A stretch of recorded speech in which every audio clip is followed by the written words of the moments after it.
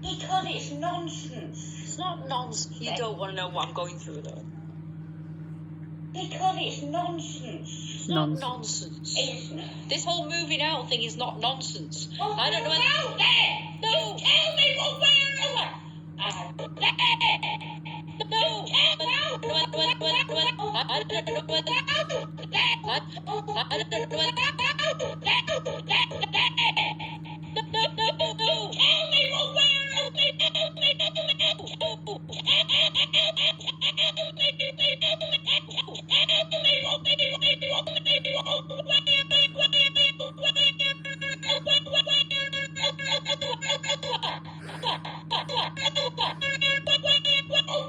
You can tell it really wins her to shout like that, but she does it anyway.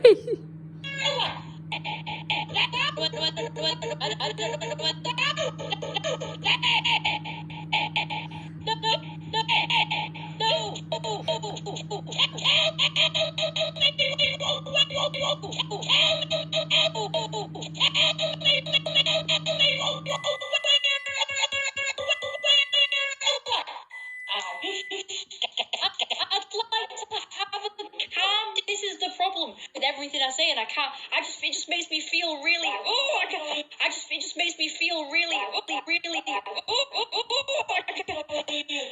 know you want me to get angry as you and just throw things, but I won't. I refuse to get to this. It's burning. Well, hop it up then. Press the button. Press the button and yank the thing up. Press the button that's lit up and yank the thing up.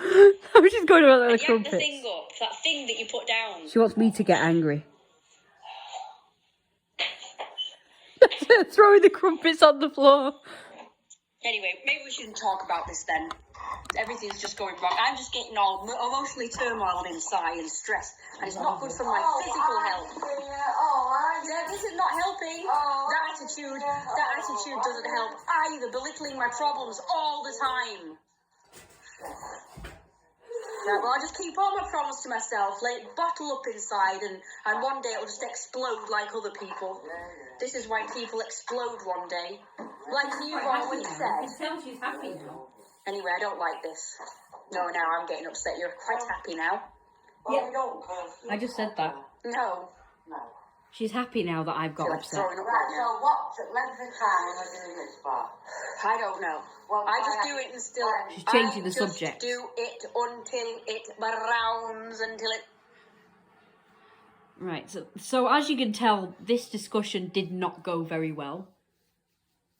Like when she said what I'm going through is nonsense. I don't actually know why I responded like that and said the whole moving out thing is not nonsense. I don't really know why I said that, because that's not what I was talking about when I said about stuff I was going through. The stuff I was going through is this. That I'm worried that I am just wasting my life being stuck here, being a carer for my mum, and not really getting to have the experiences that most people get to have in their 20s up until their 30s. And then in their 30s, so during the 20s, a lot of people go out, have fun, they go pubbing, clubbing and partying, they focus on their studies, they focus on their career, and then by the time they're in their 30s, when they've done all the having fun stuff, they think about settling down and having a family of their own. So that's the problems that I was talking about that I am going through. Is that I'm pretty much miserable. And I have been miserable for most of the time I have had to be my mum's carer. And a lot of the time I've said I don't know why, because as my mum would tell me often, if anybody else has to be a carer for their parent, they would just do it without complaining. And they would just do a good job, you know, they'd do everything that they were supposed to do, but I don't, and blah, blah, blah. I'm not very good at it, I don't do what I'm supposed to, so on and so forth. So I'm thinking there's something wrong with me then, because I don't want to do it, and I don't like doing it. And I'm having a hard time with it. So that's the stuff I've been going through all these years. Because I've been sort of battling with my internal upsetness that, you know, I'm not getting to have a normal life. And I've worried that because of having to be my mum's carer, I've not been able to have a normal life. And for a little while, that's okay, because I suppose, you know, God willing, I'd have plenty of time to do it at some point in my life. But the longer this continues, the more I'm thinking that, you know, I'm just going to be dead old. Like, by the time I stop being a carer for inevitable reasons, I'm just going to be so old. I'll probably not even want to do it by then, but I'll be still regretting it, thinking I didn't get to do it when I really wanted to do it in my youth. And, you know, I don't know.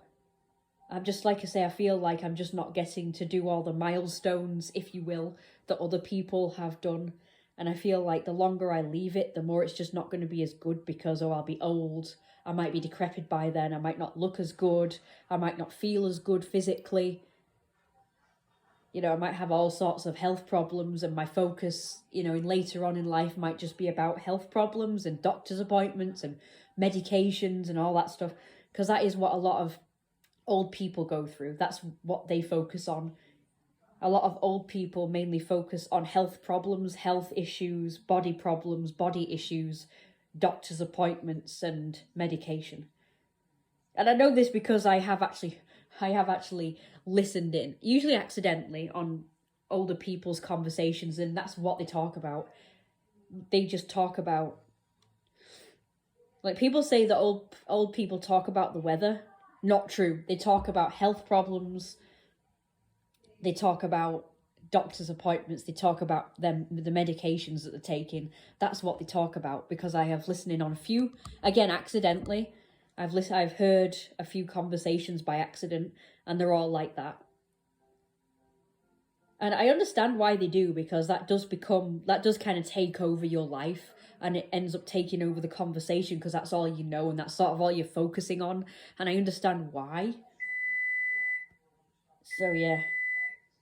So I just don't want that to happen to me, where I've wasted, like, the best years of my life, and now when I finally do get freedom,